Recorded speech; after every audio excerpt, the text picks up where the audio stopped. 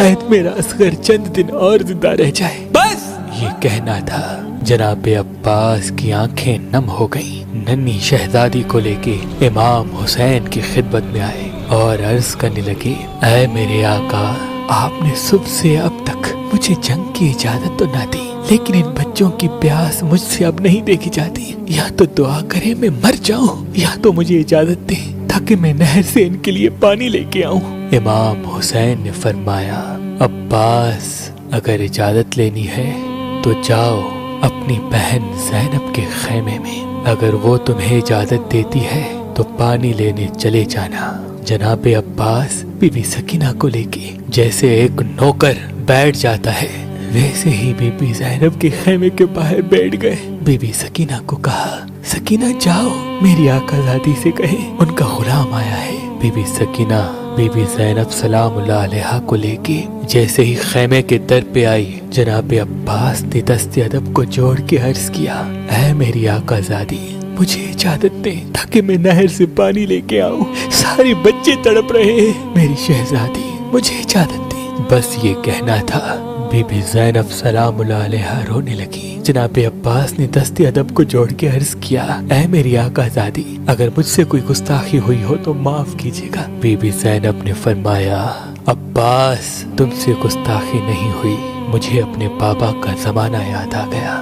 میرے بابا نے کہا تھا، زینب، ایک وقت آئے گا جب تمہیں قیدی بنایا جائے گا، تمہیں رسیوں میں قید کر کے بازاروں میں پھرایا جائے گا، بے پردہ کر کے تمہیں پتھر مارے جائیں گے۔ تو میں کہتی تھی، بابا، جس کا عباس جیسا بھائی ہو وہ بازاروں میں کیسے جائے گی؟ عباس، آج مجھے پتہ چل گیا کہ میں بازاروں میں بھی جاؤں گی، میں قیدی بھی بنوں گی، مجھے پتھر بھی مارے جائیں گے۔ بس جناب عباس کو اجازت ملی۔ جناب عباس نے مشک اور علم کو تھاما اور میدان کی طرف روانہ ہوئے۔ جیسے ہی بنی ہاشم کا چاند نہر فرات کی طرف بڑھا، فوج یزید میں کوہرام برپا ہو گیا۔ سب کہنے لگے کہ حسین کی خیموں تک اگر پانی پہنچ گیا تو ان پہ فتح حاصل کرنا ناممکن ہوگا، روکو عباس کو۔ جناب عباس شیر کی طرح وار کر کے چیر کے سب کو نہر فرات آ پہنچے، فرات پہ قبضہ کیا، مشک کو بھرنا شروع کیا۔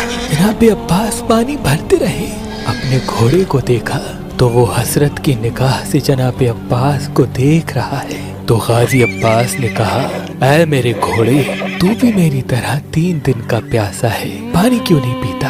اتنے میں گھوڑا رونے لگا اور رو رو کے اپنی زبان میں کہنے لگا، اے میرے آقا، مجھ سے زیادہ تو آپ پیاسے ہیں، پہلے آپ پانی پئیں، اس کے بعد میں پانی پیوں گا۔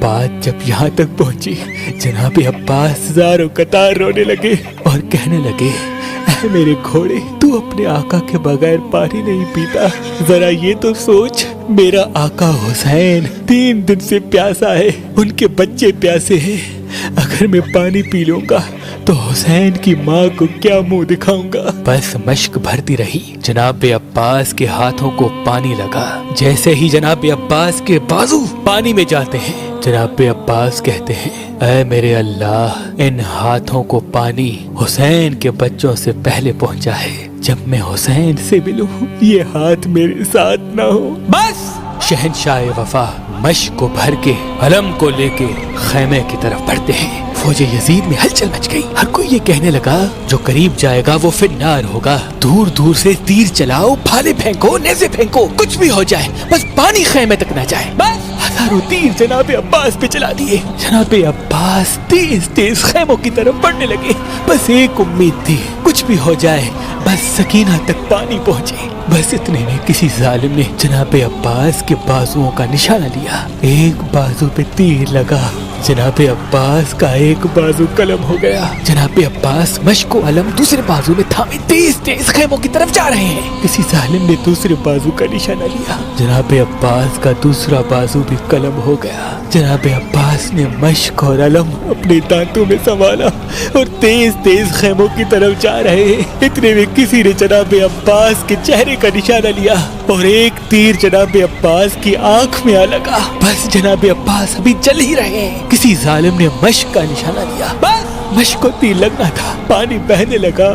جناب عباس بہتے ہوئے پانی کو دیکھ کے نا امید ہوتے ہیں، اتنے میں کوئی ظالم جناب عباس کے سر پہ وار کرتا ہے۔ جناب عباس گھوڑے کی زیر سے زمین پہ آتے ہیں۔ وہاں خیموں میں امام حسین اور بی بی زینب دور سے جناب عباس کے علم کو دیکھ رہے ہیں کہ علم کبھی دائیں علم کبھی بائیں۔ جب علم گرنے لگا تو بی بی زینب نے کہا، اے اللہ، آج ان ظالموں نے اسلام کا پرچم گرا دیا ہے۔ اے میرے اللہ، ایسی قوم بنا جو غازی کا پرچم بلند کرے، اسلام کا پرچم گھر گھر لگائے۔ مولا حسین نے جیسے ہی علم کو گرتے ہوئے دیکھا، دوڑتے ہوئے جناب عباس کے پاس گئے۔ جیسے ہی قریب جاتے ہیں، جناب عباس کے سر مبارک کو اپنی گود میں رکھتے ہیں۔ اتنی دیر میں جناب عباس عرض کرتے ہیں، اے میرے آقا، مجھے معاف کرنا، میں نے کوشش تو بہت کی لیکن سکینہ تک پانی نہ پہنچا سکا۔ امام حسین نے فرمایا،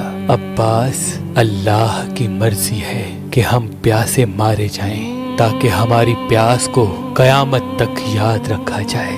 جناب غازی عباس نے کہا، اے میرے مولا، میں نے زندگی میں آپ کو کبھی کوئی تکلیف نہیں دی، اگر آپ کی اجازت ہو تو آج کچھ کہنا چاہتا ہوں۔ امام حسین نے رو کے کہا، عباس، مانگ میرے بھائی، کیا چاہیے؟ جناب عباس نے فرمایا، اے میرے آقا، میں نے اپنی والدہ سے سنا تھا کہ جب میں پیدا ہوا سب سے پہلے آنکھیں کھول کے آپ کی زیارت کی۔ اے میرے آقا، آج میں یہ جہان چھوڑ رہا ہوں اور میں چاہتا ہوں کہ آخری وقت میں بھی آپ کی زیارت کروں، لیکن میرے مولا، میری ایک آنکھ میں تیر لگا ہے اور دوسری آنکھ میں خون بھرا ہے۔